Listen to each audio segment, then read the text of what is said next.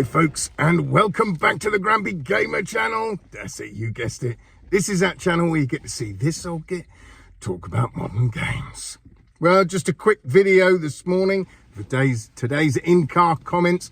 Just wanted to talk briefly about Into the Radius. We've got just over 2 days to go until this game comes out on the PSVR2. Obviously, this game's been out for a good couple of years on other systems. There's even Into the Radius 2, I think, has come out or is coming out, whatever. So, but this is our first time. If you've only got a PSVR2, this is our first time of playing this game. And I don't know that much about it. I only know that it's a survival shooter.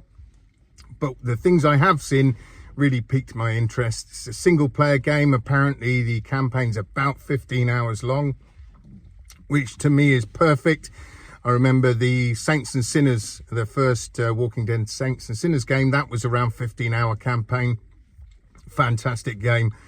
So this one really does sort of interest me. Apparently it can be a bit spooky when you go into the radius to fight the creatures, aliens, whatever they are in there. Apparently the graphics are okay. There was some bugs on previous platforms when it first came out, but apparently over this last couple of years there's been quite a lot of updates to it. So I'm hoping that the PSVR2 version is going to be the best version out there, that all those bugs have already been ironed out on other systems, so when it comes to the PSVR2 it'll work fine.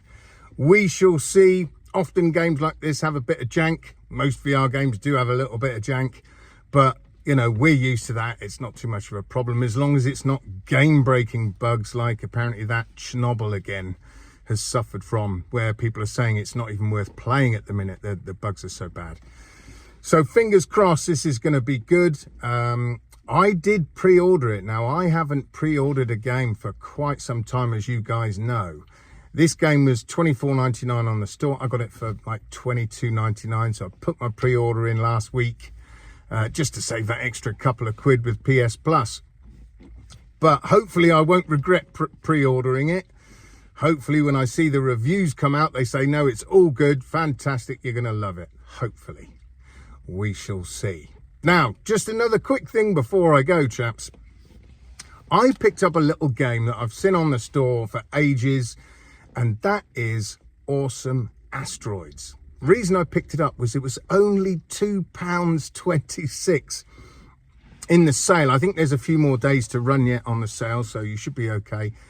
But for £2.26, I didn't know what I was getting. I know Asteroids, obviously. I played it when I was a kid in the late 70s and early 80s. So I fully know what Asteroids is. And this is sort of what people are saying is it's a homage to Asteroids. Yes, you have to blast lots of asteroids that are coming in to try and destroy your base.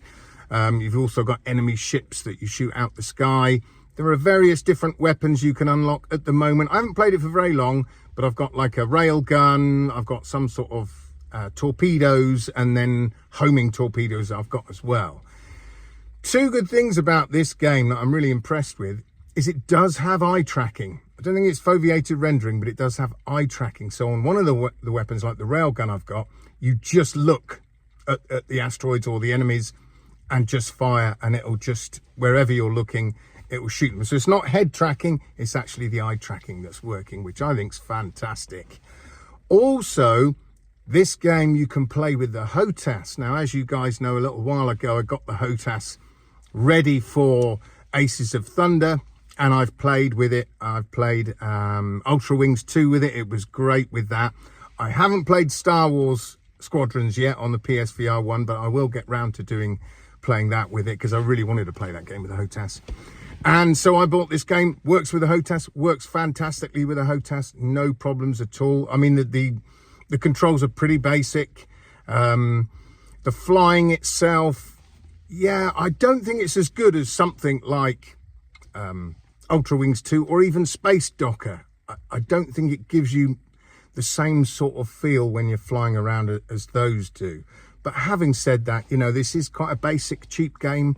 And like I say, to have eye tracking included for £2.26, I mean, you can't go wrong with that. I mean, you can't even buy a sandwich for £2.26. So honestly, guys, I can highly recommend this little game. How long it's going to last you playing it, no idea. I've played it for about half an hour, enjoyed it, and it's definitely one I'm going to go back into over the next couple of days before Into the Radius, have a few more blasts.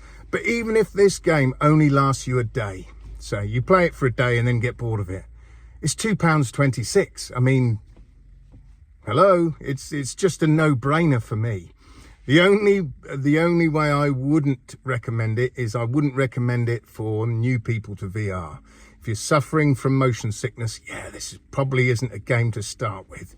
I'd leave this one until you've built up your VR legs. Anyway, folks, that's it for today. Let me know if you've got awesome asteroids, and also let me know if you're picking up Into the Radius. Also, let me know what you thought of this awesome asteroids and whether you can recommend it. Always interested to hear your comments, so please leave them down below. So until next time, folks, I shall see you guys on the other side. Adios.